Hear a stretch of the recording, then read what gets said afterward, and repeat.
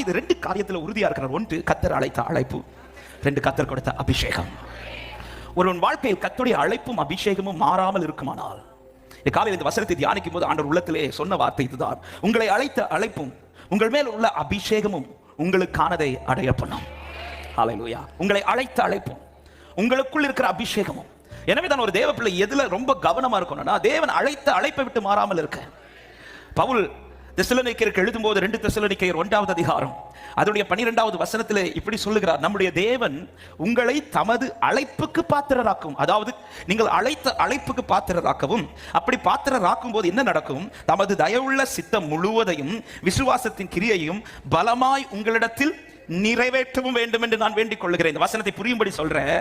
அவர் என்ன உங்க மேல சித்தம் வச்சிருக்கிறாரோ அதை பலமாய் நிறைவேற்ற உங்களை கர்த்தர் எதுல அதிகம் பாத்திரமாய் மாற்றுவார் தெரியுமா? அழைத்த அழைப்புக்கு பாத்திரமாய் மாற்றுவாராக. அப்ப அழைத்த அழைப்புக்கு பாத்திரமாய் நடக்கிறவங்க வாழ்க்கையில ஒண்ணு கன்ஃபார்ம்: தேவ சித்தம் பலமாய் நிறைவேறும். அதை தடுக்க யாருக்கும் முடியாது. எனவே அழைத்த அழைப்பை பாருங்கள் என்று வேதம் சொல்லுகிறது. உங்களை அழைத்த அழைப்பை விட்டு மாறாமல் இருங்கள் என்று வேதம் சொல்லுகிறது. நீங்கள் அழைத்த அழைப்பிலே நிலைத்திருங்கள் என்று வேதம் சொல்லுகிறது.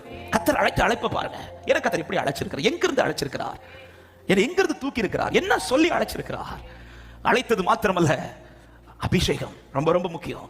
அபிஷேகம், கர்த்தர் உங்க மேல வச்ச அபிஷேகம். இந்த தாவீது அழைப்பு ஒன்று இருக்கிறது, அபிஷேகம் ஒன்று இருக்கிறது. அழைப்பும் அபிஷேகம் இருக்குமானால் அடைய வேண்டிய காரியத்தை கர்த்தர் அடைய பண்ணுவார். நம்புறவங்க ஆமென் சொல்லுங்க பார்க்கலாம்.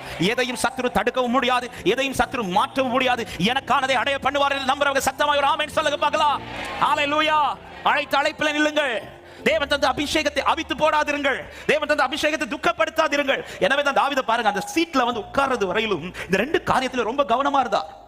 சவுலின் வஸ்திரத்தின் ஓரத்தை அறுத்த போது கூட தாவீதுக்கு நெஞ்செல்லாம் அடிக்குது. ஏன்னா இன்னும் தாவீது சீட்ல வந்து உட்காரல.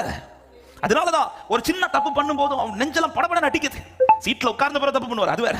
அதன் பிறகு அதை கர்த்தர் உணர்த்துறார். ஆனா சீட்ல உட்கார்றது வரையிலும் எதுல ரொம்ப கவனமா இருக்கிறாருன்னா, அந்த ட்ராக்ல மாறிடக்கூடாது. ஹல்லேலூயா. சுதந்திரிக்கிற காலம் வரையிலும். இது சொல்லும் போது பூமியில உள்ள காரியம் மாத்திரமல்ல, அந்த நித்திய காரியம் சரி. கானானுக்குள் போறது வர தேவன் தந்த அழைப்புல உறுதியா இல்லைங்க. தேவன் தந்த அபிஷேகத்தில் நடவுங்கள். ஹல்லேலூயா.